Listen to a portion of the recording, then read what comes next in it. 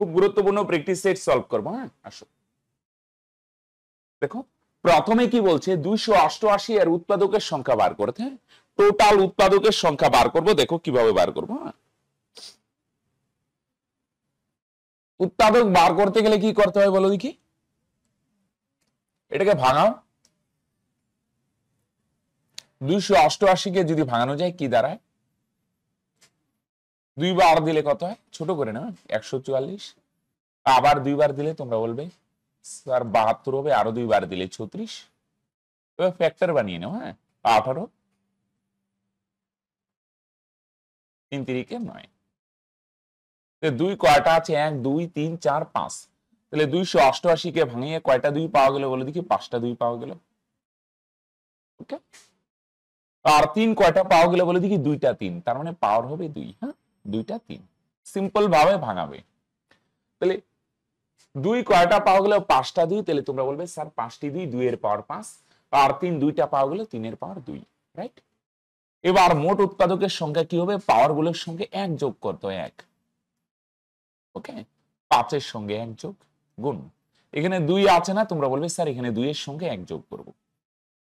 ওকে, তাহলে সিম্পল ফান্ডা, প্রথমে ভাঙাবে, পরে টোটাল উৎপাদক যদি বলে পাওয়ার গুলোর সঙ্গে 1 যোগ করে দেবে। কেন স্যার, এটা রুল, 1 যোগ করে গুণ করতে হবে। তাহলে এখানে যোগ করলে কত হয়, 5 আর 1 6, আর এখানে 2 আর 1 যোগ করো, তোমরা বলবে স্যার 3। 6 আর 3 গুণ করলে 3 6 18। রাইট, তাহলে এভাবে যে কোনো তোমরা উৎপাদক আশা করি বার করতে পারবে। প্রথমে ফ্যাক্টর বানিয়ে নিবে, এখানে পাওয়ার আছে না, পাওয়ার গুলোর সঙ্গে 1 যোগ করবে। 5 আছে তাহলে এখানে 6 নিবে, 2 আছে এখানে 3 নিবে, তাহলে 3 6 18। তার মানে মোট উৎপাদকের সংখ্যা কত হবে, তোমরা বলবে হয়ে যাবে, এটা অ্যান্সার হবে অপশন এ। Right, clear? তাহলে নেক্সট 2 ফ্র্যাকশনে দেখো, এক ব্যক্তি তার আয়ের 2/5 অংশ ব্যাংকে জমা রাখেন। তাহলে ব্যাংকে কতটুকু জমা রাখছে, একটু ভাঙিয়ে দেখাচ্ছি। হ্যাঁ, ব্যাংকে জমা রাখছে 5 ভাগের 2 ভাগ, আর বাকি আয়ের 4/5 অংশ সংসার খরচ করে। হ্যাঁ, তাহলে সংসার খরচ কতটুকু করে বলে দেখি, তোমরা বলবে স্যার সংসার খরচ করে বাকি আয়ের 4/5 অংশ। বাকি আয় কতটুকু থাকে বলে দেখি, এটা ডাইরেক্ট বলতে পারবে না, বলো দেখি ভাই। 5 ভাগের মধ্যে 2 ভাগ যদি খরচ হয়ে যায়, তাহলে বাকি কতটুকু থাকবে, বাকি আয় থাকবে, তোমরা বলবে স্যার 5 ভাগের মধ্যে 2 ভাগ যদি খরচ হয়ে যায়, তাহলে বাকি থাকবে 5 ভাগের 3 ভাগ। এটা বাকি আয়, বুঝতে পারলে ভাই? টোটাল 5 ভাগ। হ্যাঁ, দেখো টোটাল আয়কে 5 ভাগ করে, 5 ভাগ 1 2 3 4 5, 5 ভাগের মধ্যে 2 ভাগ খরচ হয়ে গেছে, এটাও খরচ হয়ে গেছে, এটাও খরচ হয়ে গেছে, তাহলে কত ভাগ বাকি থাকবে, 1 2 3। তোমরা বলবে স্যার বাকি থাকবে 5 ভাগের 3 ভাগ, 2 ভাগ তো খরচ করেই ফেলছি, মানে খরচ বলতে ব্যাংকে জমা রাখছি, তাহলে বাকি থাকবে 5 ভাগের 3 ভাগ, এর মানে ইনটু কত অংশ, 4/5। ওকে, তাহলে বাকি আয় হচ্ছে 5 ভাগের 3 ভাগ ব্যাংকে জমা রাখার পর, এর মানে ইনটু 4/5, তাহলে গুণ করলে তোমরা বলবে স্যার এখানে হবে 3 4 12, আর নিচে 5 5 25। ওকে, তাহলে খেয়াল করো বাকি আয়ের 4/5 অংশ, বাকি আয় হচ্ছে 5 ভাগের 3 ভাগ, এর 4/5 অংশ। এবার তোমরা যেন দুইটা ফ্র্যাকশন থাকলে আমরা সহজেই কিভাবে ডিল করতে পারি, নিচেরটা দিয়ে টোটাল বোঝায়, টোটাল। রাইট, তাহলে আমরা নিচেরটাকে ইকুয়াল করে দিই। এনে 25 আছে, তো এটাকে যদি 5 দিয়ে গুণ করে, তাহলে তোমরা বলবে স্যার এটাও 25 হবে, 5 5 25।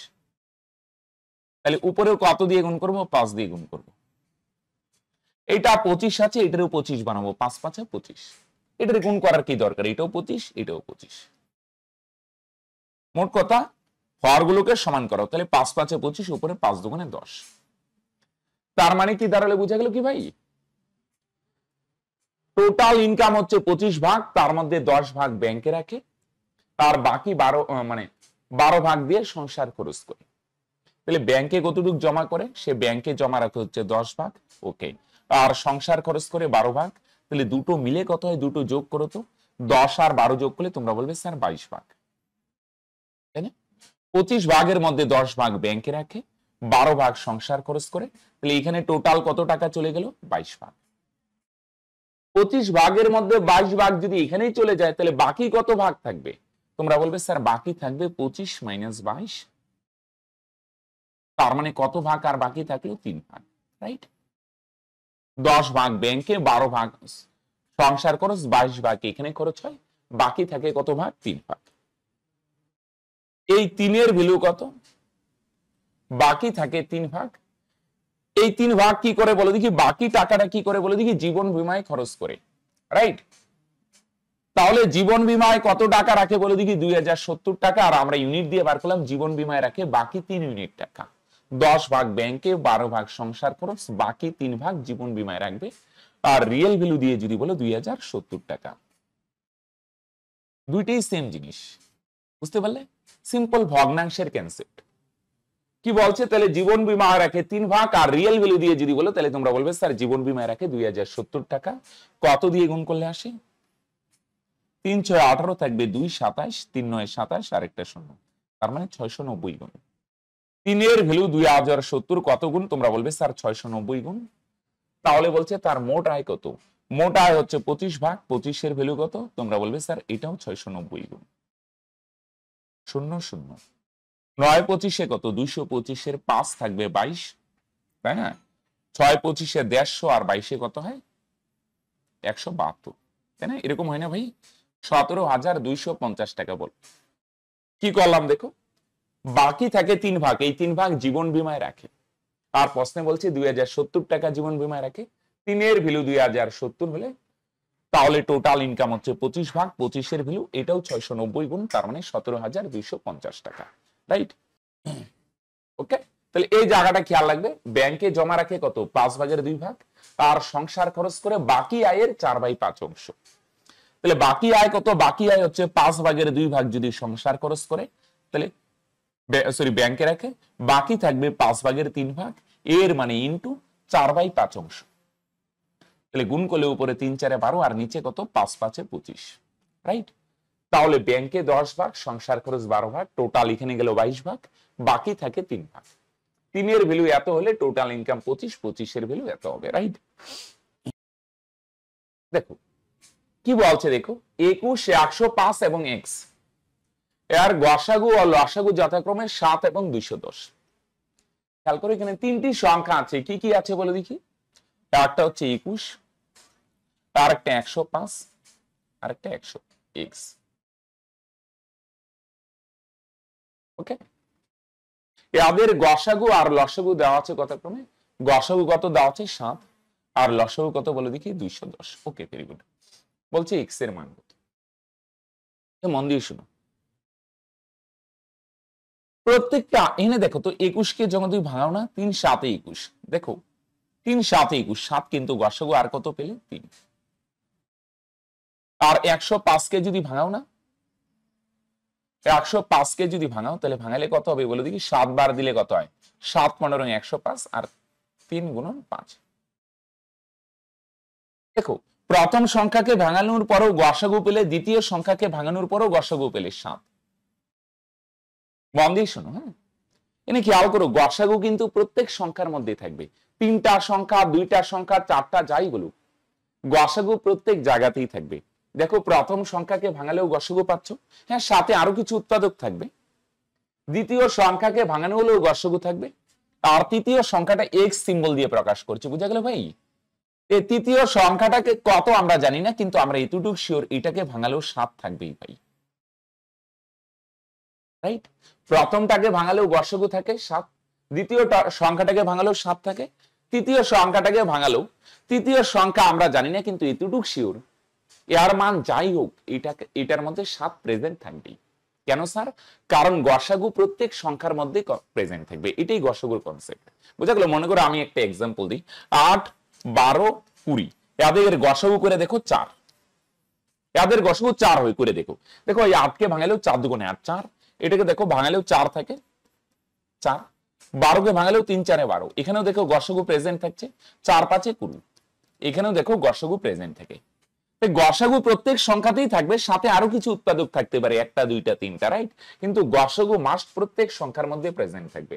প্রথম সংখ্যার মধ্যেও গসাগু আছে, দ্বিতীয়টার মধ্যেও গসাগু আছে, তৃতীয়টা আমাদের কাছে ক্লিয়ার না, কিন্তু এতটুকু আমরা জানি ভাই এটাকে ভাঙালেও গসাগু থাকবেই, সাথে আরো কিছু উৎপাদক থাকতে পারে, আমরা জানি না কত থাকবে। এটা মনে করো এখানে এক্স আছে, তো মনে করো এ সিম্বল দিয়ে প্রকাশ করলাম।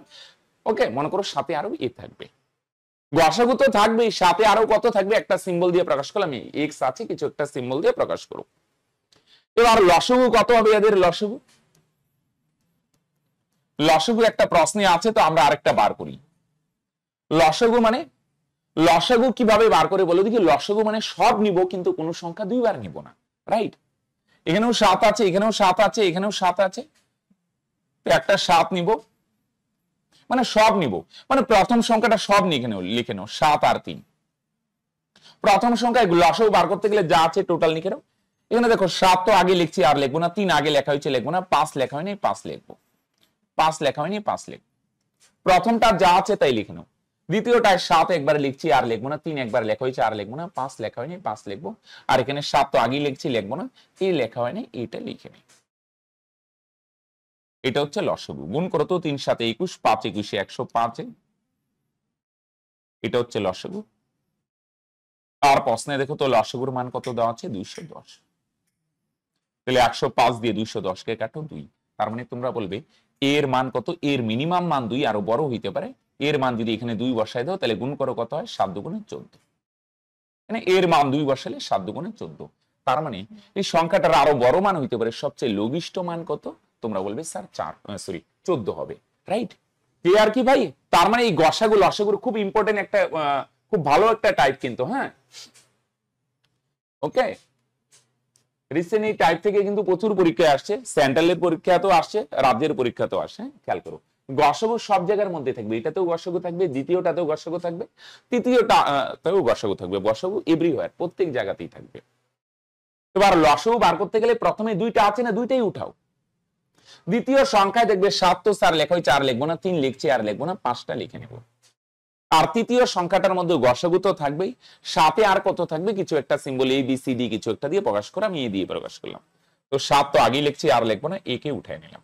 তো লসাগু 105, এটার মান 210 হলে এর মান 2 বসাই দিলাম। হ্যাঁ 4, একটি বিদ্যালয়ে ছাত্রদের 15, 18 বা 24টি সারিতে সমানভাবে বসানো যায় এবং তাদের পূর্ণ বর্গাকারেও সাজানো যায়। পূর্ণ বর্গাকারে, খুব ভাইটাল পয়েন্ট। হ্যাঁ, পূর্ণ বর্গাকারে, পূর্ণবর্গ হবে সংখ্যাটা ওই বিদ্যালয়ের ছাত্র সংখ্যা।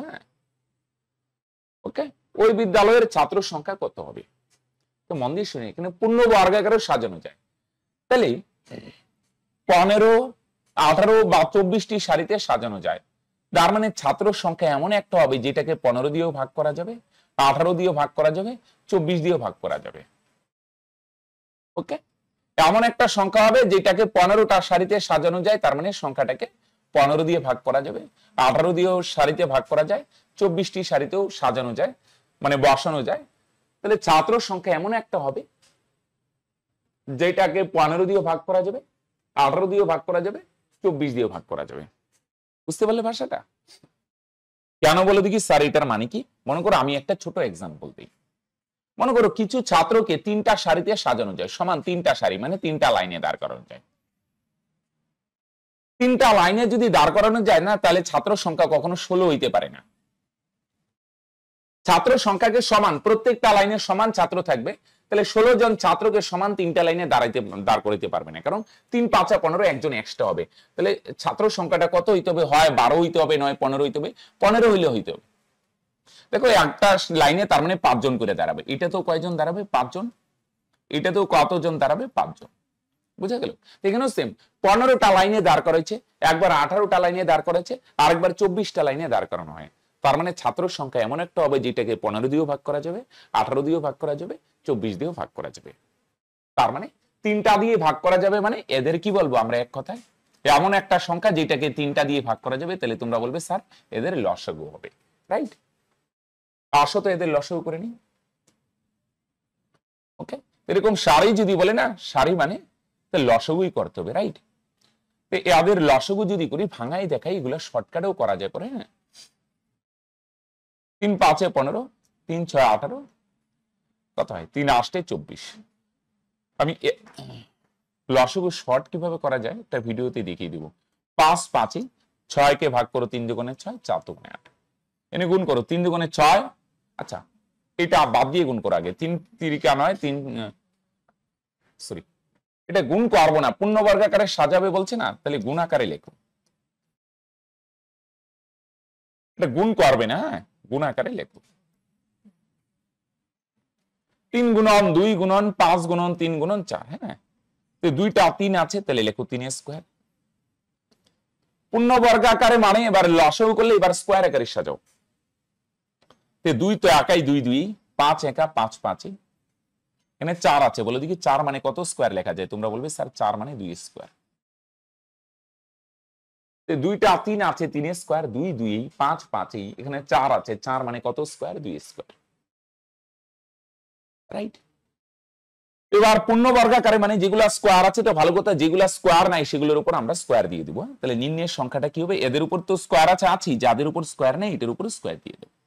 তাহলে স্কোয়ার ভাঙালে এখানে হবে 3 স্কোয়ার 9, এখানে হবে 4, এখানে হবে 25, আর এখানে হবে 4। ফার্স্ট আর লাস্ট গুণ করো, 4 9 36, আর এখানে 4 25 100। 36 আর 100 যদি গুণ করো তাহলে তোমরা বলবে স্যার 3600 হবে। হ্যাঁ, ওকে। তাহলে দেখো এখানে দুইটা আকাশ, এতগুলা সারিতে সাজানো যায়, তার মানে সংখ্যাটাকে এগুলা দিয়ে ভাগ করা যাবে, অর্থাৎ এক কথায় এদের লসাগু। পরে পূর্ণবর্গ আকারে সাজানো যায় মানে এদের স্কোয়ার আকারে সাজাও, রাইট। স্কোয়ার আকারে সাজানোর পর অ্যান্সার কত আসলো? তোমরা বলবে স্যার অ্যান্সার আসলো 3400। ক্লিয়ার? তার মানে অ্যান্সার হয়ে যাবে অপশন বি। দেখো 5 কি বলছে? হ্যাঁ, এ ও বি এর মাসিক আয় ও ব্যয়ের আয় যথাক্রমে 5:6 এবং 3:4। যদি তারা মাসে যথাক্রমে 1800 টাকা এবং 1600 টাকা সঞ্চয় করে, তবে বিয়ের মাসিক আয় কত? তো দেখো এটা একটা অঙ্ক হচ্ছে কি, এক্স টেক্স ধরে কত বার, ওইটা 5x, এইটা 6x, পরে আয় থেকে সঞ্চয় বাদ দিলে ব্যয়ের রেশিও পাওয়া যাবে। এভাবে খুব একটা বড় হবে যে তা না। আর এটা না এরকম দেখো, একটা সুন্দর শর্টকাটেও করতে পারো। আয়ের রেশিও কত? আয় একটা তো এক্স দিয়ে করাই যায়, তাই না? আমরা এক্স এ আর যাচ্ছি না আজকে ভাই। হ্যাঁ, আসো তো, এটা আয়। হ্যাঁ, আর এটা হচ্ছে ব্যয়ের রেশিও। ব্যয়ের রেশিও কত বলে দেখি? 30:2। ইউনিট দিয়েও করা যায়, খুব সুন্দরভাবে করা যায়। আসো। হ্যাঁ, আর সঞ্চয় কত? সঞ্চয় রিয়েল ভ্যালু দিয়ে দেওয়া আছে। প্রথম ব্যক্তির সঞ্চয় হচ্ছে 1800 টাকা, ওকে, আর দ্বিতীয় ব্যক্তির সঞ্চয় হচ্ছে 1600 টাকা। একটা রাস্তা কিন্তু বললাম, দুইজনের আয়, একজন 5x একটা 6x ধরবে। 5x থেকে 1800 মাইনাস করলে প্রথম ব্যক্তির সঞ্চয় মানে ব্যয়, আয় থেকে সঞ্চয় বাদ দিলে ব্যয় পাওয়া যাবে, দুই ব্যয় সমান করে দিবে। ওকে, আর আরেকটা হচ্ছে কি দেখো, আয় আর ব্যয় দেওয়া আছে, আয়ের থেকে ব্যয় মাইনাস করলে সঞ্চয় পাওয়া যাবে। এই ধরনের অঙ্কে না, এই অনুপাতগুলোর থেকে, এইটার থেকে, আয় থেকে যদি এটা বিয়োগ করি তাহলে সঞ্চয় পাওয়া যাবে। তখন একটা তোমরা সুন্দর শর্টকাট দিতে পারো। শর্টকাটটা হচ্ছে এরকম, কোনাকুনি গুণ করো, 4 5 20, আর এদিকে গুণ করো 3 6 18। ওকে, 4 5 20। হ্যাঁ, তাই না? কোনাকুনি যদি গুণ করো 4 5 20, আর এদিকে গুণ করো 3 6 18। কোনটা বড় কোনটা ছোট ভাবতে হবে না, এদের ডিফারেন্স কত? এদের ডিফারেন্স হচ্ছে 2। কোনাকুনি গুণ করে ডিফারেন্স 4 5 20 মাইনাস 3 6 18, 20 থেকে 18 মাইনাস করে তাহলে তোমরা বলবে 2 ইউনিট, রাইট? ওকে, এর ভ্যালু কত? এর ভ্যালু হবে, এবার নিচের দুইটা কোনাকুনি গুণ করো, এদিকে গুণ করো, তো মনে মনে গুণ করবে। 3 16 4800, বড় ছোট ভাবতে যাবে না ভাই। আর এদিকে যদি গুণ করো 4 18 7200। এদের যদি ডিফারেন্স বার করো কত হয়? 7200 থেকে 48 গেলে তোমরা বলবে স্যার 2400, তাই না ভাই? 3 16 4800, 4 18 7200, তাহলে 7200 আর 4800 বিয়োগ করলে ডিফারেন্স কত হয়? তোমরা বলবে স্যার 2400, তাই না? কত দিয়ে গুণ করলে আসে? তোমরা বলবে স্যার 1200 দিয়ে গুণ করলে। 12 দুগুণে 24 আর 2টা 100। তাহলে বলছে, বলো দেখি বিয়ের আয় কত? বিয়ের আয় হচ্ছে 6 ভাগ, তাহলে 6 এর ভ্যালু কত হবে? তোমরা বলবে স্যার এটাও 1200 গুণ।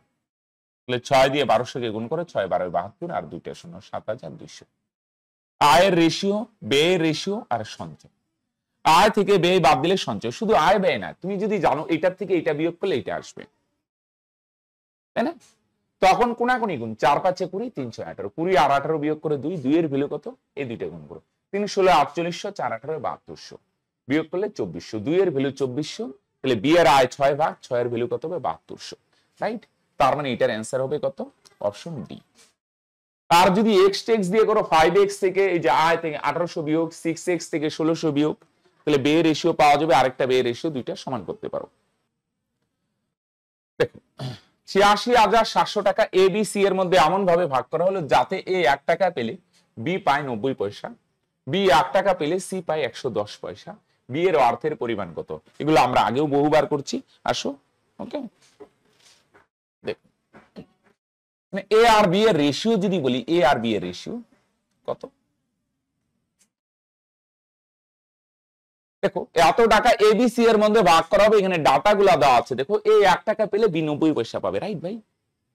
আর বি যদি 1 টাকা পায় তাহলে কত পাবে? সি পাবে 110 পয়সা। ক্লিয়ার? তো মন দিয়ে শোনো ভাই বোন, এখানে এ আর বি এর রেশিও যদি বলি, তোমরা বলবে স্যার এ পাবে 1 টাকা, পয়সায় যদি কনভার্ট করো তোমরা বলবে স্যার এ পাবে 100 পয়সা আর বি পাচ্ছে কত? 90 পয়সা। তার মানে রেশিও করলে কত হবে? তোমরা বলবে 0 0 ক্যান্সেল, তার মানে 10:9। ওকে, চলো আবার আসো তো, বি আর সি এর যদি রেশিও বার করি তাহলে কত হবে? তোমরা বলবে স্যার বি আর সি এর রেশিও এরকম হবে, বি যদি 1 টাকা পায়, 1 টাকা, 1 টাকা মানে কত পয়সা? 100 পয়সা, তাহলে সি পাবে কত পয়সা? 110 পয়সা। 1 টাকা মানে কত পয়সা বুঝছো তো? 110 পয়সা। তাহলে রেশিও করলে 0 0 ক্যান্সেল, তার মানে 10:11। এবার একটা রাস্তা তো ওই যে বি কে সমান করতে পারো বা ওইভাবে লিখতে পারো, এবিসি লেখা, হ্যাঁ, পরে যেটা ফাঁকা আছে পাশেরটা বসা, এইভাবে করা যায়, তাই না? আরেকটা আসো, এটা শর্টকাটে দ্বারা দুইটা অনুপাতকে কম্বাইন করা যায়, দুইটা অনুপাতকে ডাইরেক্ট কম্বাইন করতে পারো, এত সমান টমান ফাঁকা ঘর পূরণ করতে হবে না। প্রথমেরটা ডাইরেক্ট গুণ, 10 10 100, এটা এ রেশিও ইস্টু, আর বি এর রেশিওটা এইভাবে কোনাকুনি গুণ, 9 10 90 ইস্টু, আর লাস্টেরটা ডাইরেক্ট গুণ। হ্যাঁ, ফার্স্ট আর লাস্ট, প্রথমেরটাও ডাইরেক্ট গুণ 10 10 100, পরেরটাও লাস্টেরটাও ডাইরেক্ট গুণ 9 11 99, শুধু মাঝখানেরটা এদিকে গুণ, এদিকে কোনাকুনি, হ্যাঁ, এদিকে দ্বিতীয় আর এদিকে এদিকে 9 10 90, ফার্স্টেরটা 10 10 100, পরেরটা মাঝখান দিয়ে গুণ 9 10 90, আর লাস্টেরটা 9 11 99। ওকে, এভাবে খুব অসুবিধা হলে তোমরা জানো আমি আগেও করছি, বি কে সমান করতে পারো বা ফাঁকা ঘর রেখে এভাবে করতে পারো। হ্যাঁ, তাহলে এটা এ, এটা বি, এটা সি, তার মানে টোটাল লভ্যাংশ কত? 100 আর 90, 190 আর 99 যদি যোগ করো 1 কম হবে, তার মানে 289 ইউনিট। তাই না? তিনজনে টোটাল টাকার পরিমাণ 289 ইউনিট। আর প্রশ্নে বলো দেখি ভাই বাপন কত আছে? 86,700। তাহলে টোটাল টাকার পরিমাণ হচ্ছে 289 ইউনিট, আর প্রশ্নে দেওয়া আছে টোটাল টাকার পরিমাণ 86,700। বলো কত দিয়ে গুণ করলে আসে? 289 কে যদি 3 দিয়ে গুণ করো 867, আর 2টা শূন্য, তার মানে 300 গুণ, তাই না? 289 এর মূল্য 86,700, কত দিয়ে গুণ করলে আসে? 300 দিয়ে গুণ করলে আসে। তাহলে বি এর ভ্যালু কত? বি পাবে 90 ভাগ, রাইট? এটা এ, এটা বি, এটা সি, বি পাবে 90 ভাগ, 90 এর ভ্যালু কত? এটাও 300 গুণ। তাহলে 300 দিয়ে গুণ করলে তোমরা বলবে স্যার 3 9 27, এখানে 2 শূন্য, এখানে 1 শূন্য, তার মানে 3 শূন্য 27,000। দেখো বুঝো কিনা? টোটাল লভ্যাংশ 289, 289 এর ভ্যালু 86,700 হলে বি পাবে 90 ভাগ, 90 এর ভ্যালু কত? তোমরা বলবে 27,000, রাইট? খুব সিম্পল। তো দুইটা অনুপাতকে এভাবে কম্বাইন করতে পারো, প্রথমেরটা ডাইরেক্ট, লাস্টেরটাও ডাইরেক্ট, মাঝখানেরটা কোনাকুনি গুণ। ওকে, দেখো আগেরটা 6 ছিল না, 7। অমল ও বিমল একটি ব্যবসা শুরু করে, একটা মাস হবে, হ্যাঁ, যেখানে অমল 9 মাসের জন্য 500 টাকা এবং বিমল 6 মাসের জন্য কিছু টাকা বিনিয়োগ করে। যদি তারা বছরের শেষে 69 টাকা লাভ করে, বিমল কত টাকা লভ্যাংশ পায়? 46 টাকা লভ্যাংশ পায়। বিমলের মূলধন কত? এক্স টেক্স আমরা যদি না ধরি বা এক্স টেক্স ধরেও করতে পারো। ওকে, অমলের লভ্যাংশের রেশিও 500 গুণন 9, আর বিমলের মূলধন কিছু একটা ধরে নাও এক্স টেক্স এক্স গুণন 6, মানে লভ্যাংশের রেশিও, এদিকে একটা লভ্যাংশের রেশিও সমান করতে পারো, এটা একটা রাস্তা। আর যদি ভাবো না স্যার আমি এক্স টেক্স এ যাবই না, এক্স এ খুব সিম্পল হয়, শুধু জাস্ট এক্স থেকে খুব জটিল ক্যালকুলেশন হয় না। আর এমনি যদি বলো না স্যার আমি এক্স টেক্স এ যাবো না, তাহলে আরেকটা রাস্তা হচ্ছে এরকম, অমল আর বিমল, হ্যাঁ, অ লিখে তাহলে বুঝবে ভাই, আর হচ্ছে বিমল। আচ্ছা, 69 টাকার মধ্যে কত বিমল কত পায় বলো দেখি? বিমল পায় হচ্ছে 46 টাকা, তাহলে বাকিটা কে পাবে? বাকি 69 থেকে 46 মাইনাস করো, রাফে করে নাও বা মাইন্ডে করে নাও, তাহলে কত হবে? তোমরা বলবে স্যার 23 টাকা, তাই না? ঠিক বলছি তো ভাই? 69 টাকার মধ্যে বিমল পায় 46 টাকা, তার মানে তোমরা বলবে স্যার অমল পায় 23 টাকা। তাহলে বলো দেখি লভ্যাংশের রেশিও কত? তোমরা বলবে 23 কে 23, 23 দুগুণে 46, তার মানে কত হয় বস? 1:2। এটা লভ্যাংশের রেশিও। আশা করি কারো ডাউট নেই। 69 টাকার মধ্যে বিমল যদি 46 টাকা পায় তাহলে অমল পাবে 23 টাকা। এক্স দিয়েও করা যায়, খুব সিম্পল। বললাম এই 500 গুণন 9 আর বিমলেরটা ধরে নিও এক্স, এক্স গুণন 6, ওর ওই লভ্যাংশের রেশিও আর এটা সমান করে দাও। বা এভাবেও করতে পারে। আসলে এখানে সময় দেওয়া আছে, সময়। হ্যাঁ, অমল কত মাসের জন্য টাকা খাটায়? 9 মাস। ওকে। আর বিমলের টাকাটা কত মাস থাকে? প্রশ্ন পরিষ্কার বলছে 6 মাস। এদের যদি রেশিও বার করি তোমরা বলবে তারা মাস মাস ক্যান্সেল, 3 দিয়ে ক্যান্সেল করো, 3 3 9, 3 দিয়ে ক্যান্সেল করো, 3 2 6, তার মানে সময় রেশিও 30 টুকু। এবার একটা জিনিস জানো, কি জানো বলো দেখি তোমরা? মূলধন আর সময়, মূলধন লিখলাম সংক্ষেপে, আর সময় যদি গুণ করো তাহলে তোমরা বলবে স্যার লভ্যাংশ পাওয়া যায়। ওকে, মূলধন আর সময় গুণ করলে লভ্যাংশ পাওয়া যায়। তাহলে আমি যদি বলি বলো দেখি বস, মূলধন বার করতে গেলে কি করব? তোমরা বলবে স্যার খুব সিম্পল, লভ্যাংশকে সময় দিয়ে ভাগ করতে হবে, তাই না? মূলধন বার করতে গেলে সময় গুণ আছে, ওই পারে গেলে ভাগ হবে, লভ্যাংশকে সময় দিয়ে ভাগ করবো, লভ্যাংশকে। হ্যাঁ, খেয়াল রেখো, লভ্যাংশকে সময় দিয়ে ভাগ করলে মূলধন পাবে, আর লভ্যাংশকে মূলধন দিয়ে ভাগ করলে সময় পাবে, রাইট? তাহলে আমরা মূলধন বার করতে গেলে লভ্যাংশকে আমরা কি করব? সময় দিয়ে ভাগ করব। এটা এইভাবে করতে পারো, মুছে দিয়ে এভাবে করতে পারো। লভ্যাংশ 1, সময় হচ্ছে 3, লভ্যাংশ 2 আর সময় হচ্ছে 2, এভাবে করতে পারো। বা আরেকটা রাস্তা হচ্ছে কি, শর্টকাটে করতে পারো। এত ভাগ টাক না, এই ভাগটা শর্টকাটে এইভাবে করতে পারো। কোনাকুনি গুণ, 2 কে 2 আর এদিকে 3 2 6, কোনাকুনি গুণ এদিকে আগে। হ্যাঁ, 2 কে 2 পরে এইদিকে 3 2 6, ছোট করো, 2 কে 2 3 2 6। তার মানে অমলের মূলধন যদি হয় 1 ভাগ, আর বিমলের মূলধন কত হবে? 3 ভাগ। ক্লিয়ার কি ভাই? তুমি ভাগ করে আসতে পারো 1/3, 2/2, আমি শর্টকাটে করে নিলাম ভাগটা এইভাবে, কোনাকুনি গুণ, 2 কে 2 আর এটা দুইটা অনুপাতের ভাগ শর্টকাটে করতে পারে, এইভাবে কোনাকুনি গুণ করে দিবে, রাইট? চলো, অমলের মূলধন 1 ভাগ, আর প্রশ্নে দেখো দেওয়া আছে অমলের মূলধন কত। অমলের মূলধন কত ভাই? দেখতে পাচ্ছ এই যে 500 টাকা, এটাই তো অমলের মূলধন। অমলের মূলধন হচ্ছে বস 1 ভাগ, আর রিয়েল ভ্যালু দিয়ে যদি বলো তোমরা বলবে স্যার অমলের মূলধন তো 500 টাকা, তাই না? এটাও অমলের মূলধন, এটাও অমলের মূলধন। একের ভ্যালু যদি 500 হয়, কত গুণ? 500 গুণ। তাহলে বলো দেখি বস, বিমলের মূলধন কত? বিমলের মূলধন হচ্ছে 3 ভাগ, 3 এর ভ্যালু কত হবে? তোমরা বলবে স্যার এটাও তো 500 গুণ হবে। তাহলে 3 দিয়ে 500 কে গুণ করলে 3 5 15 আর 2টা 0, তার মানে 1500 টাকা। ক্লিয়ার? একের ভ্যালু যদি 500 হয় তাহলে বিমলের মূলধন 3 ভাগ, তাহলে বিমলের মূলধন 3 এর ভ্যালু কত হবে? তোমরা বলবে অপশন এ, রাইট, 1500। তাহলে লভ্যাংশকে সময় দিয়ে ভাগ করলে মূলধন পাওয়া যায়। এটা তোমরা এক্স দিয়েও চলতে পারো, খুব জটিল হবে না। তাহলে আমি বললাম দুই ভাবেই করা যেতে পারে, রাইট? আসো, 5টি পর্যবেক্ষণের খুব সিম্পল গড়ের অঙ্ক দেখো। প্রথম 3টির গড় 8। অনেকের মনে হবে স্যার এত সহজ অঙ্ক কি আসে? হ্যাঁ, এত সহজ অঙ্কই আসছে। এটা খুব সম্ভবত বিসিএস এ 2018 সালে আসছিল। হ্যাঁ, এটা 6, আর এটা অনেকে 1 ভাববে, এটা ফুল স্টপ দিয়ে দিই। হ্যাঁ, 6। প্রথম 3টা হচ্ছে 8 আর শেষ 3টার গড় হচ্ছে 6। 5টি পর্যবেক্ষণের গড় কত? 6। তাহলে তৃতীয় পর্যবেক্ষণটা কত?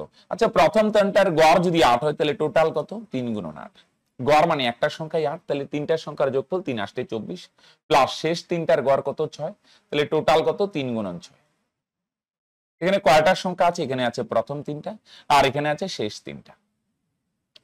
এখানে একটা জিনিস খেয়াল করে, এখানে প্রথম 3টা, এখানে শেষ 3টা, তার মানে প্রথম 3টা মানে কোনটা বলো দেখি? এখানে বোঝার জন্য যদি বলো, এখানে আছে ফার্স্ট, সেকেন্ড আর থার্ড।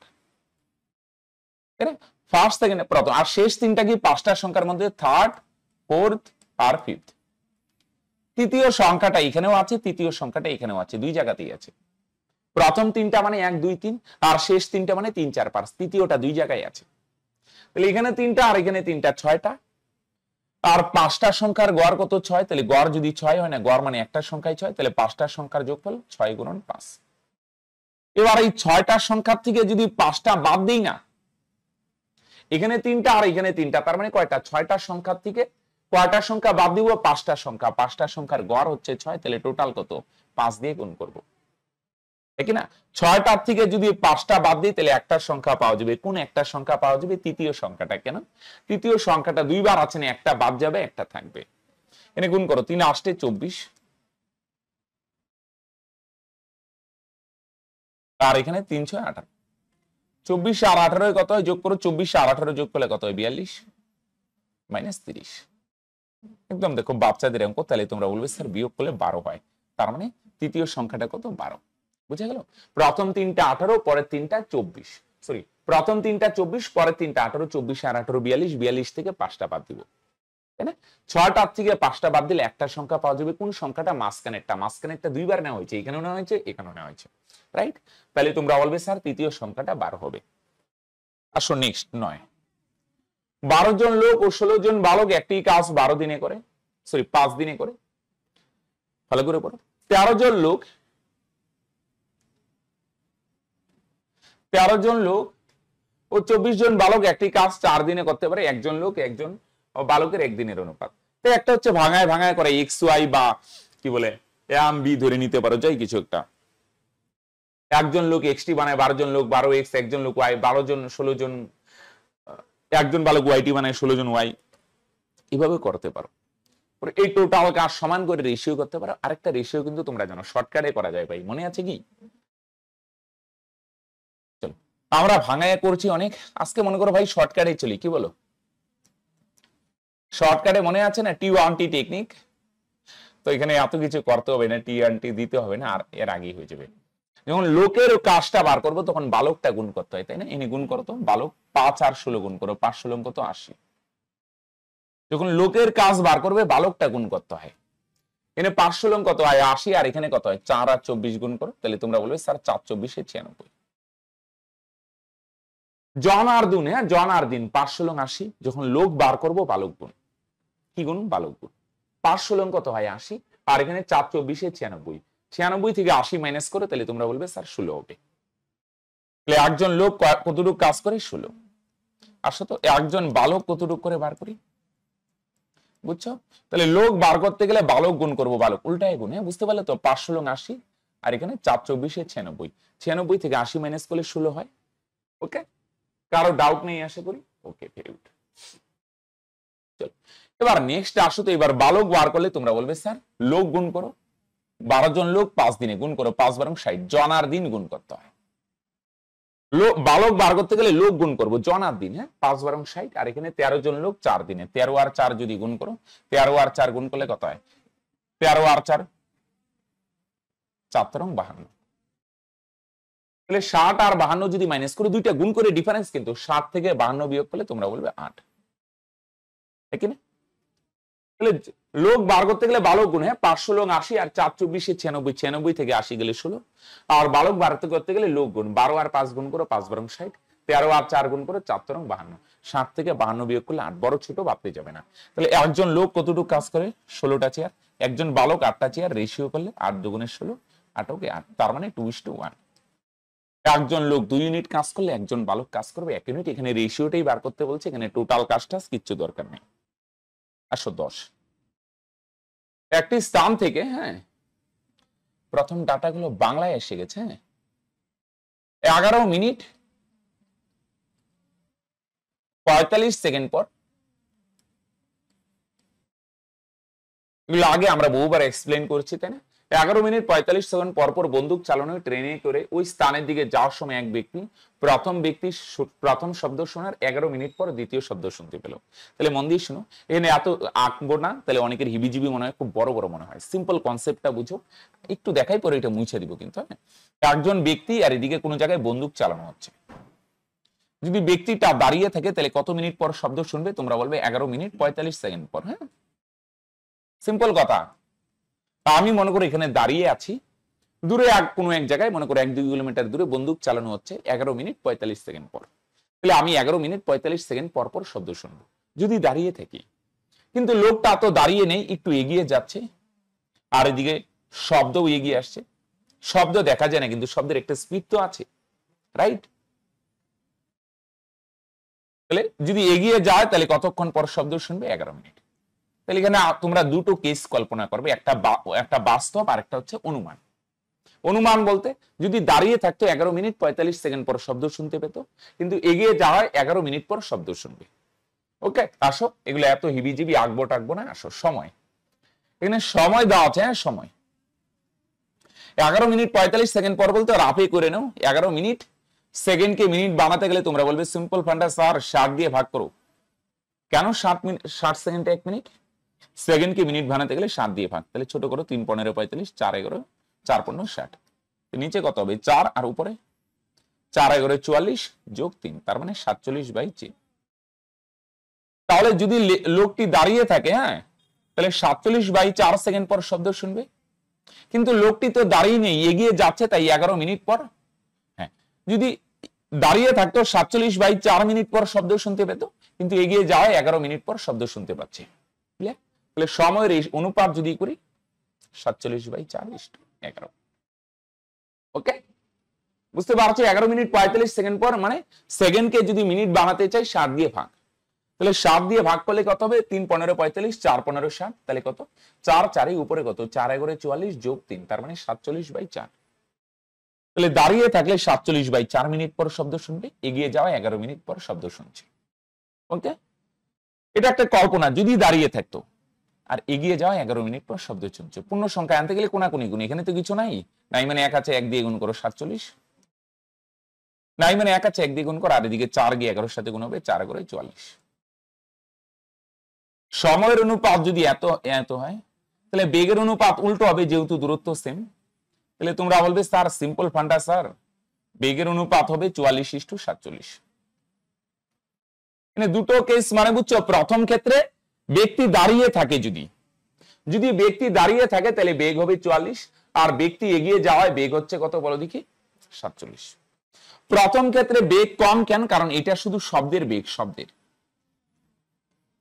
আর এখানে যে 47 পেলেন, এখানে দুটো বেগ আছে, এখানে শব্দেরও বেগ আছে প্লাস লোকটিরও বেগ আছে, লোক বা ব্যক্তি যাই বলো। হ্যাঁ, লোক বা লোকটা আছে, অ্যাকচুয়ালি লোক বলতে লোকটা কিসের মধ্যে আছে? ট্রেনের মধ্যে, ট্রেনের বেগ। আর লোক বা ট্রেন, লোকের বেগ বলতে কি ব্যক্তিটা আছে কিসের মধ্যে? ট্রেনের মধ্যে, ট্রেনের মধ্যে। এখানে বেগ বেশি কেন? তোমরা বলবে স্যার শব্দ আর ট্রেন দুটো মিলে 47, রাইট? তাহলে আমি যদি বলি শুধু শব্দের বেগ কত, তোমরা বলবে স্যার 44 ইউনিট। আর শব্দ আর ট্রেন দুটো মিলে বেগ কত? 47। কারণ এদিকে শব্দ এগিয়ে আসছে, এদিকে ট্রেন এগিয়ে যাচ্ছে, বিপরীত দিক থেকে গেলে দুটো আমরা কি করি? যোগ করি। তাহলে খেয়াল করো, শব্দের বেগ হচ্ছে 44 ইউনিট, আর শব্দ আর ট্রেন দুটো মিলে কত হচ্ছে? 47। এবার শব্দ আর ট্রেনের বেগ থেকে যদি শব্দের বেগ বাদ দেই, তাহলে কত হবে বলো দেখি? মন দিয়ে শোনো, 47 থেকে 44 যদি মাইনাস করি, তাহলে কত হবে? তোমরা বলবে স্যার 3 ইউনিট। এটা হচ্ছে লোকটার বেগ, লোক বা ট্রেনের বেগ। শব্দ আর ট্রেনের বেগ থেকে যদি শব্দের বেগ বাদ দাও, তাহলে তোমরা বলবে স্যার ট্রেনের বেগ হচ্ছে 3 ইউনিট। ওকে, তাহলে সময়ের অনুপাত যদি 47:44 হয়, তাহলে বেগের অনুপাত হবে 44:47। এটা হচ্ছে ট্রেনের বেগ, তাই না? যদি ব্যক্তি স্থির থাকে, ব্যক্তি তো স্থির, এটা ট্রেনের বেগ, এখানে ট্রেন আর শব্দ, সরি ট্রেন বলি কেন, এটা শব্দের বেগ, এখানে ট্রেন আর শব্দ দুটোই আছে। এবার আসো আমরা যাতা টেকনিক করি, কারণ এটা কম্পেয়ার করতে অসুবিধা হবে।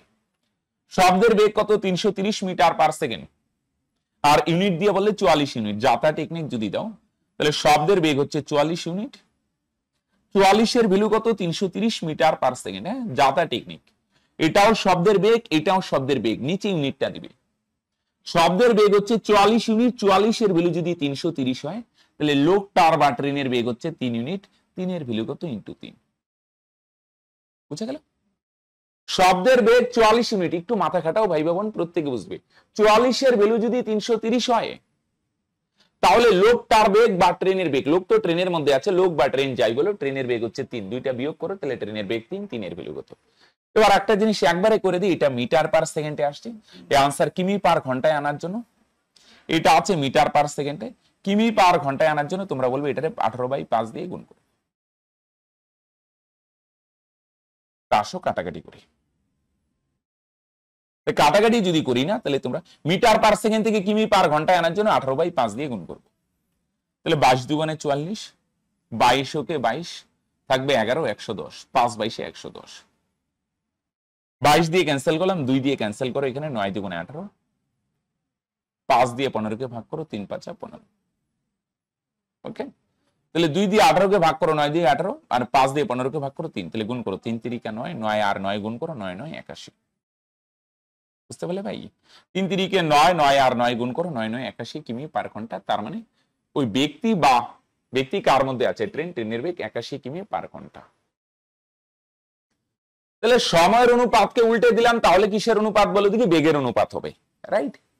সময়ের অনুপাত কত? 11 মিনিট 45 সেকেন্ড। এটারে তো সেকেন্ড থেকে মিনিট আনবো। হ্যাঁ, দেখো 11 মিনিট, এই জায়গাটা আবার দেখাচ্ছি, 45 সেকেন্ড। সেকেন্ডকে মিনিট বানাতে গেলে কত দিয়ে ভাগ? 7 দিয়ে ভাগ।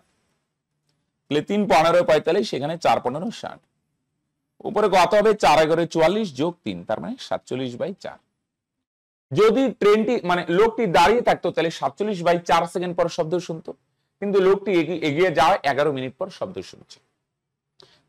পূর্ণ সংখ্যা আনতে গেলে কোনাকুনি গুণ, 4 11 44, সময়ের অনুপাত 47:44 হলে বেগের অনুপাত 44:47। এটা কার্ভের প্রথম ক্ষেত্রে ব্যক্তি তো স্থির, তার মানে এটা শব্দের বেগ।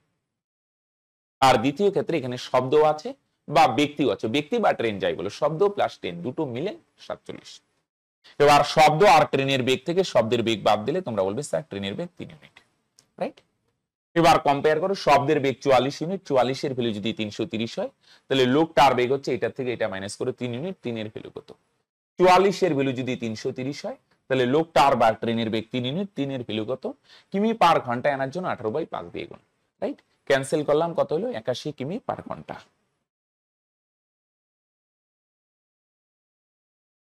দেখো 11 নম্বর, হ্যাঁ, ট্রেনের একটি অঙ্ক ভালো করে দেখো। একটি ট্রেন 50 মিটার দীর্ঘ একটি প্ল্যাটফর্মকে 14 সেকেন্ডে এবং একটি ল্যাম্পপোস্ট খুঁটি পোস্ট এগুলাতে আমরা কি করি বলে এদের দৈর্ঘ্য অ্যাভয়েড করি, রাইট? 10 সেকেন্ডে অতিক্রম করে ট্রেনটির গতিবেগ কিমি পার ঘন্টায় আনতে বলছি। আচ্ছা প্রথমে কনসেপ্টটা দেখো, পরে শর্ট করে দিচ্ছি, হ্যাঁ, আমরা এত ভাঙায় করব না। ট্রেনের দৈর্ঘ্য দেওয়া নাই, এখানে 50 মিটার কার দৈর্ঘ্য বলে দেখি, তোমরা বলবে স্যার 50 মিটার হচ্ছে প্ল্যাটফর্মের দৈর্ঘ্য। মন দিয়ে শোনো, 14 সেকেন্ডে কতটুকু যাবে বলে দেখি? 14 সেকেন্ডে যাবে, কাকে অতিক্রম করবে? তোমরা বলবে স্যার প্ল্যাটফর্মকে অতিক্রম করবে, রাইট? তাহলে তোমরা বলবে দুটো যোগ করব, প্ল্যাটফর্ম প্লাস ট্রেন। প্ল্যাটফর্মের দৈর্ঘ্য 50 মিটার প্লাস ট্রেন। এত ভাঙিয়ে করবো না, আমি কনসেপ্টটা বোঝানোর জন্য একটু দেখাচ্ছি। 14 সেকেন্ডে যায়, প্ল্যাটফর্মের দৈর্ঘ্য প্লাস ট্রেনের দৈর্ঘ্য। প্ল্যাটফর্ম কত মিটার? 50 মিটার, প্লাস ট্রেনের দৈর্ঘ্য জানি না, ট্রেনই লিখে রাখলাম, রাইট? আর একটি পোস্টকে অতিক্রম করে 10 সেকেন্ডে, তাহলে 10 সেকেন্ডে পোস্টকে অতিক্রম করে মানে কি? তোমরা বলবে স্যার পোস্ট প্লাস ট্রেন, তাই না? সেতু মানে সেতু plus train, platform plus train, এখানে পোস্টকে অতিক্রম করে মানে পোস্ট প্লাস ট্রেন, তাই না? যাকে অতিক্রম করবে তার সঙ্গে ট্রেন জুড়ে দিবে। এবার আমরা জানি পোস্ট খুঁটি ব্যক্তি সামান্যই চড়া হয়, অ্যাভয়েড করি, রাইট? তাহলে 10 সেকেন্ডে যাবে শুধু ট্রেনের দৈর্ঘ্য। তাহলে আমরা যদি এটা থেকে এটা মাইনাস করি, এখান থেকে এদিকে যদি উপরেরটা থেকে নিচেরটা মাইনাস করি, ট্রেন ক্যান্সেল, 14 থেকে 10 গেলে কত হবে? 4 সেকেন্ড।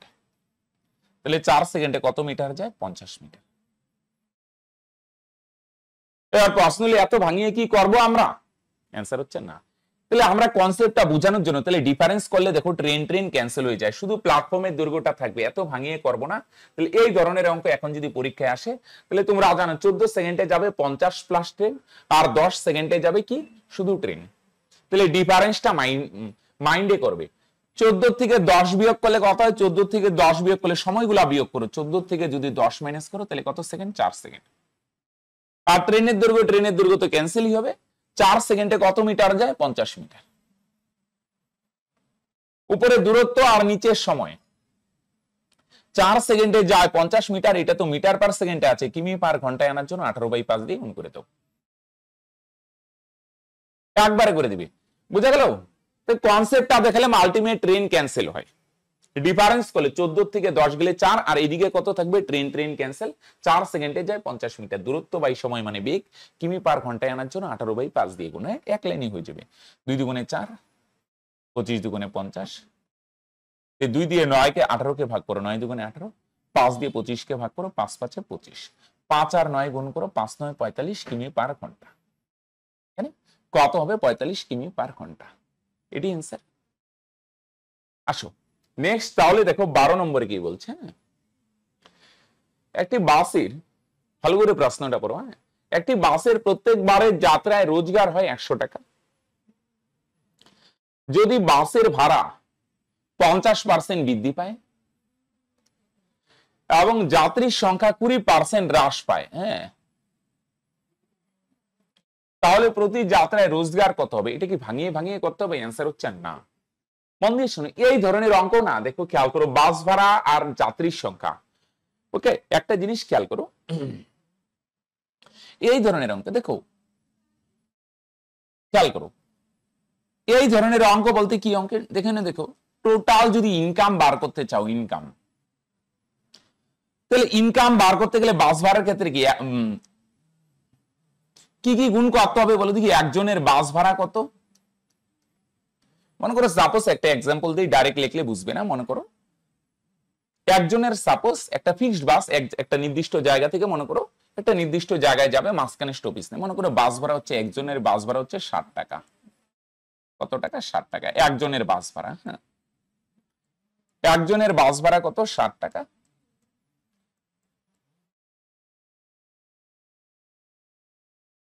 আর মনে করো প্যাসেঞ্জার উঠে, মনে করো আজকে যাত্রীর সংখ্যা বা প্যাসেঞ্জার উঠে বাসের মধ্যে কতজন উঠে? 40 জন। তাহলে আমি যদি বলি আজকে টোটাল কত আয় হয়েছে বলো দেখি ভাই, তাহলে তোমরা বলবে খুব সিম্পল স্যার, একজনের বাস ভাড়াই যদি 60 টাকা হয়, একজনের কাছ থেকেই 60 টাকা ইনকাম হবে। বাস ভাড়া 60 টাকা, একজন উঠলেই 60 টাকা লাগে। তাহলে তোমরা বলবে স্যার 40 জন যদি বাসে উঠে তাহলে খরচ হবে 60 গুণন 40। তাহলে দুটো যদি গুণ করি তাহলে তোমরা বলবে স্যার 424 আর দুটো শূন্য অর্থাৎ 2400 টাকা। তার মানে আয় বার করতে গেলে আমরা কি করি? দুটো গুণ করছি। কিন্তু বলো দেখি এখানে ইনকাম বার করতে গেলে দুটো জিনিস গুণ করি, একটা বাস ভাড়া, একজনের বাস ভাড়া আর কি যাত্রীর সংখ্যা। দুইটা গুণ করলেই তো কি পাওয়া যায় বলো দেখি? এটা হচ্ছে বাস ভাড়া আর যাত্রীর সংখ্যা, দুইটা যদি গুণ করা যায় তাহলে তোমরা বলবে স্যার টোটাল ইনকাম পাওয়া যায়। বা অনেক সময় বলে না সিনেমা হলে টিকিটের দাম এত পার্সেন্ট বৃদ্ধি পায়, টিকিটের বিক্রি এত পার্সেন্ট হ্রাস হয়। তো টিকিট বিক্রির ক্ষেত্রে ইনকাম কি পাওয়া যাবে? টিকিটের দাম ইনটু টিকিট, কতগুলা বিক্রি হলো টিকিটের সংখ্যা। এখানে যেমন বাসের ক্ষেত্রে আয় কত হবে? একজনের বাস ভাড়া আর যাত্রীর সংখ্যা দুইটা গুণ করলে টোটাল ইনকাম পাওয়া যাবে। এবার মন দিয়ে এইটার কত পার্সেন্ট চেঞ্জ হয়েছে, বাড়ে বা কমে দেওয়া আছে। যেমন এখানে বাস ভাড়া কত পার্সেন্ট চেঞ্জ হয়ে দেওয়া আছে, বাড়ে বা কমে যেটাই দেওয়া থাকে। আবার যাত্রীর সংখ্যা কতটুকু চেঞ্জ হয় এটাও দেওয়া আছে পার্সেন্ট দিয়ে। এইটাও দেওয়া আছে কতটুকু চেঞ্জ হয়, এটাও দেওয়া আছে। বা টিকিটের ক্ষেত্রে টিকিটের দাম কতটুকু বাড়ে বা কমে, আর টিকিটের বিক্রি, টিকিটের সংখ্যা মানে টিকিটের বিক্রি কত কমে বা বাড়ে এটা দেওয়া আছে। তখন এই ধরনের অঙ্কে না তুমি এবি সূত্র দিতে পারো, a plus B plus AB by 100। এত ভাঙিয়ে করার প্রয়োজন নেই। আমি বোঝানোর জন্য কয়েকটা এক্সাম্পল দিলাম। তো এরকম যখন দুইটা গুণ করলে এটা পাওয়া যায়, বাস ভাড়ার চেঞ্জও দেওয়া আছে, যাত্রীর সংখ্যার চেঞ্জও দেওয়া আছে, তাহলে আয়ের কতটুকু চেঞ্জ হবে আয়, এই সূত্র দিয়ে তুমি ডাইরেক্ট বার করতে পারবে। হ্যাঁ, আসো তাহলে আমরা কি করব? এখানে বাস ভাড়ার চেঞ্জ দেওয়া আছে, যাত্রীর সংখ্যার চেঞ্জ দেওয়া আছে, তাহলে আমরা এই সূত্র দিয়ে করতে পারবো। হ্যাঁ, এ মানে এর জায়গায় একটা বসাও 50%, এটা বাড়ে না 50, আর বি এর জায়গায় আরেকটা পার্সেন্ট 20% কমে, তাহলে এটা -20। হ্যাঁ, এইটা মুছে দিই। হ্যাঁ, ওকে, তাহলে এই ধরনের অঙ্কে যাত্রী সংখ্যা ইন্টু টিকিটের দাম ইন্টু টিকিটের সংখ্যা, বা চালের দাম ইন্টু চালের পরিমাণ, এই ধরনের ক্ষেত্রে দিতে পারো। হ্যাঁ, প্লাস এর জায়গায় একটা পার্সেন্ট 50 আর বি এর জায়গায় আরেকটা, এটা মাইনাস কেন? কমে বললে মাইনাস, একটাই সূত্র। শূন্য শূন্য ক্যান্সেল, এক না লিখলে হয়। 50 থেকে 20 মাইনাস করলে তাহলে তোমরা বলবে স্যার 30 হবে। আর এখানে প্লাস এ মাইনাস এ মাইনাস, এখানে কত হবে? 5 দুগুণে 10। প্লাস এ মাইনাসে কত হবে? মাইনাস হবে, তার মানে কত হবে? 5 দুগুণে 10, তার মানে কত? 30 থেকে 20, তার মানে 20% বাড়বে, এটা আয়। হ্যাঁ, আয় কত পার্সেন্ট বাড়বে? 20% বাড়বে। তার মানে আগে ইনকাম কত ছিল? 100, এখন 20% বাড়বে। 100 20% মানে 20 টাকা বাড়বে, তাহলে কত হবে? 120 টাকা। রাইট?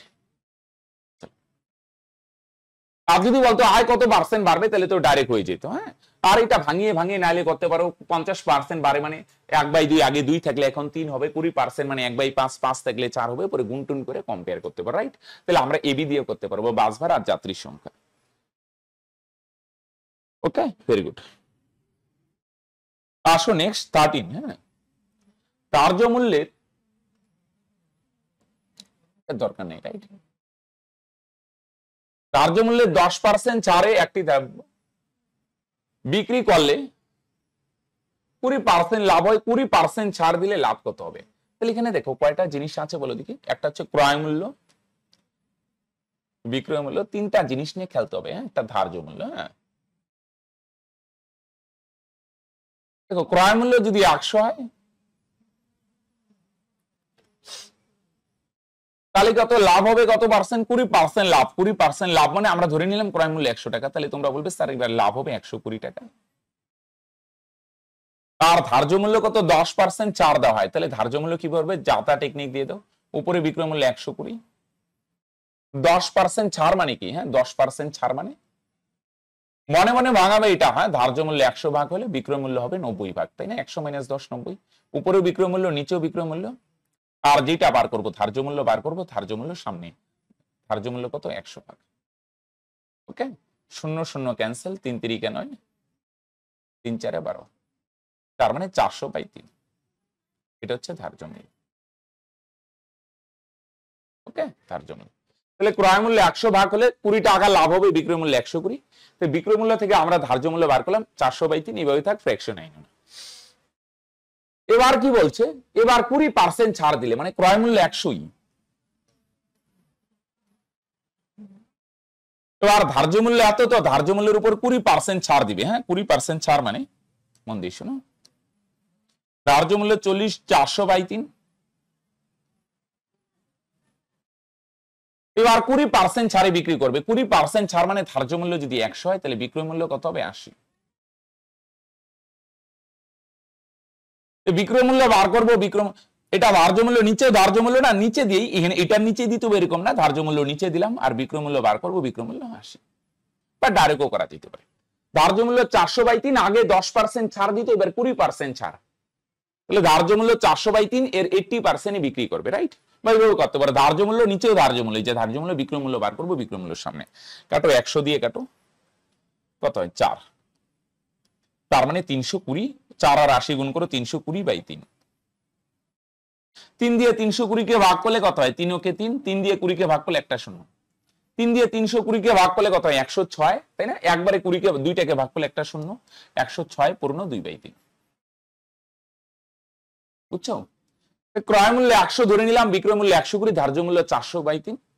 এবার বলছে 20% ছাড় দিবে, আগে 10% ডিসকাউন্ট দিত, এবার বেশি ডিসকাউন্ট, 20%। 20% ডিসকাউন্ট দিলে বিক্রয় মূল্য এত হয়, 320/3 মানে 3 দিয়ে ভাগ করে 106 পূর্ণ 2/3।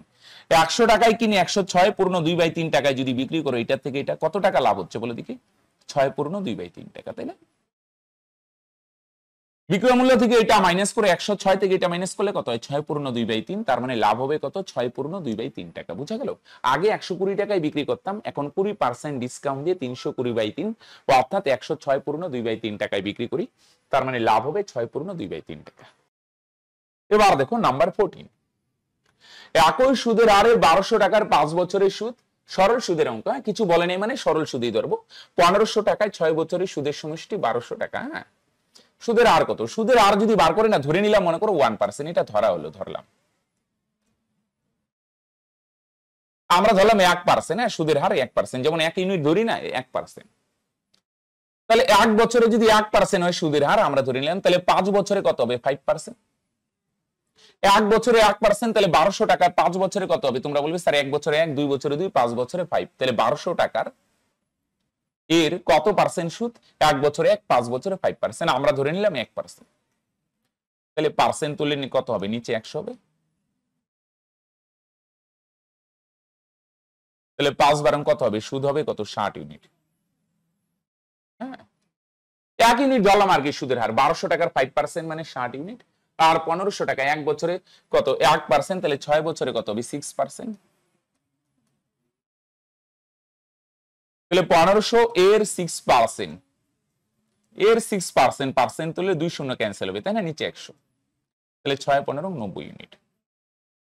তাহলে 1200 টাকার 5% মানে কত? 60, আর 1500 টাকার 6% মানে 6/190। তাহলে এখানে 60 ইউনিট সুদ আর এখানে 90 ইউনিট সুদ, তাহলে দুইটা যোগ করো, 90 আর 60 যোগ করো, তাহলে টোটাল সুদ কত? 150 ইউনিট, তাই না? আমরা ধরলাম সুদের আর যদি 1% বা 1 ইউনিট হয়, তাহলে এখানে কত? 60 ইউনিট, আর এখানে কত? 90 ইউনিট, তাহলে টোটাল সুদ 150। 150 এর ভ্যালু কত, তাই না? টোটাল সুদ 150, আর প্রশ্নে দেখো টোটাল সুদ কত বলছে? 1200। তাহলে কত গুণ? 8 15 120, আর একটা শূন্য 8, তাহলে সুদের আর হচ্ছে 1%, 1 এর ভ্যালু কত? তোমরা বলবে স্যার এটা 8 গুণ 8 ওকে 8%, তাই না? টোটাল সুদ 1 বছরে 1%, 5 বছরে 5%, 1200 টাকার 5% মানে 60, আর 1500 টাকার 6 বছরে 6% মানে 90, টোটাল 150 এর ভ্যালু যদি 1200 হয় তাহলে সুদের হার 1%, একের ভ্যালু 8%, রাইট? 10,000 টাকার 2 বছরের চক্রবৃদ্ধি সুদ আর সরল সুদের পার্থক্য কত? 25 টাকা হলে সুদের হার কত? তো তোমরা জানো 2 বছরের চক্রবৃদ্ধি সুদ আর সরল সুদের ডিফারেন্সের কি ফর্মুলা দিয়ে আমরা পি আর স্কয়ার, রাইট? তাহলে পি কত? 2 বছরের চক্রবৃদ্ধি সুদ আর সরল সুদের ডিফারেন্স হচ্ছে পি মানে হচ্ছে 10,000 ইনটু আর স্কয়ার। তার প্রশ্নে দেখো ডিফারেন্স কত আছে? 25, রাইট? তাহলে আর স্কয়ারের ভ্যালু কত? 25 আর 10,000 টা ওই পারে গিয়ে ভাগ হবে, রাইট? 25 দিয়ে 100 কে কাটো 4, তাহলে আর এর মান কত? 2 বছরের চক্রবৃদ্ধি সুদ আর সরল সুদের ডিফারেন্স হচ্ছে পি আর স্কয়ার, পি মানে 10,000 ইনটু আর স্কয়ার, 10,000 ওই পারে গিয়ে ভাগ হবে, 25 দিয়ে কাটলে 1/400। তাহলে আর কত হবে? স্কয়ার সরল এখানে রুট ওভার 1/400। তাহলে 1 এর বর্গমূল করলে কত হবে? 1, আর 40 এর বর্গমূল 20, সরি 400 এর বর্গমূল 20। এটাকে পার্সেন্টে আনার জন্য কত দিয়ে গুণ করব? 100 দিয়ে গুণ করব, হ্যাঁ?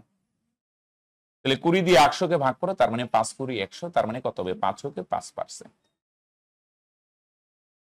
ওকে, 1 এর বর্গমূল কত? 1, আর 400 এর বর্গমূল 20, আর এটারে পার্সেন্টে আনার জন্য 100 দিয়ে গুণ করলাম, তাহলে তোমরা বলবে স্যার সুদের হার হবে কত পার্সেন্ট বলে দেখি? 5%। এটা ফ্র্যাকশনে আছে 1/20, পার্সেন্টে আনার জন্য 100 দিয়ে গুণ করে দিলাম, হ্যাঁ?